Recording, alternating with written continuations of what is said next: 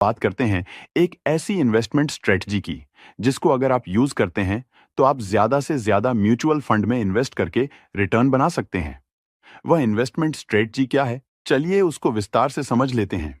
जैसा कि आप सभी लोग जानते हैं, हमारे इंडिया का इन्फ्लेशन रेट 6 से 7% ईयरली का है, जिस वजह से चीजों के दाम दिन ब दिन बढ़ते जा रहे हैं और जो पैसों की वैल्यू है वह घटती जा रही है।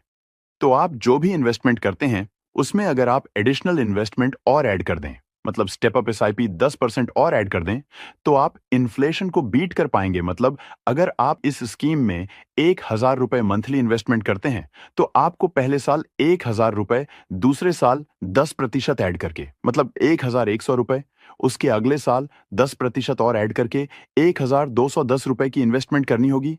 चलिए हम रिटर्न को अब कैलकुलेट करके देखते हैं। हम यहां पर मानकर चलते हैं कि आप हर महीने 1,000 रुपए मंथली की इन्वेस्टमेंट करेंगे और इस म्यूचुअल फंड के पास्ट परफॉर्मेंस को देखते हुए हम इस म्यूचुअल फंड का एक्सपेक्टेड रिटर्न 19% ईयरली मानकर चलते हैं। तो अगर आप फर्स्ट ऑप्शन को फॉलो करके इन्वेस्टमेंट करेंगे तो मात्र 6 साल में 1,34,665 रुपए का फंड बना सकते हैं। अगर आप सेकेंड ऑप्शन को फॉलो करके इन्वेस्टमेंट करेंगे तो 1,64,422 रुपए का फंड बना सकते हैं। और अगर आप थर्ड ऑप्शन को फॉलो करके इन्वेस्टमेंट करते हैं तो आप 89,85,454 रुपए का एक बड़ा फंड बना सकते हैं। चलिए इसको डिटेल में हम समझते हैं।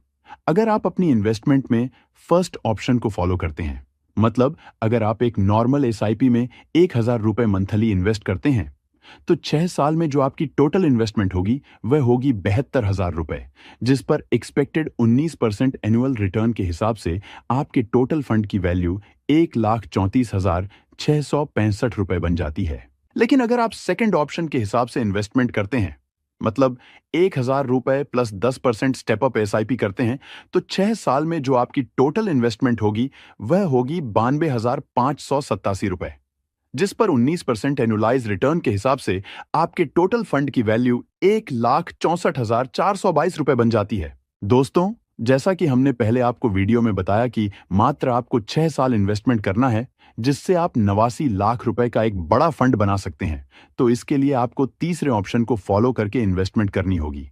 जैसा कि हमने देखा कि सेकेंड स्टेप में आपने 1,000 मंथली 6 साल तक इन्वेस्ट किया। इसके बाद आपके टोटल फंड की वैल्यू 1,64,422 हो जाती है। दोस्तों, अगर आप छोटी छोटी इन्वेस्टमेंट से 89 लाख का एक बड़ा फंड बनाना चाहते हैं तो आपको अपनी इन्वेस्टमेंट को अधिक समय भी देना होगा।